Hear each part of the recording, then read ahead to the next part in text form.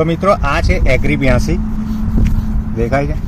આ એગ્રી 82 જેની અંદર 82 સક્રિય તત્વ છે જે જમીન અને છોડને જરૂર હોય છે, અને એના ડ્રોપ આ જગ્યાએ નાખું છું. આ એગ્રી 82 છે.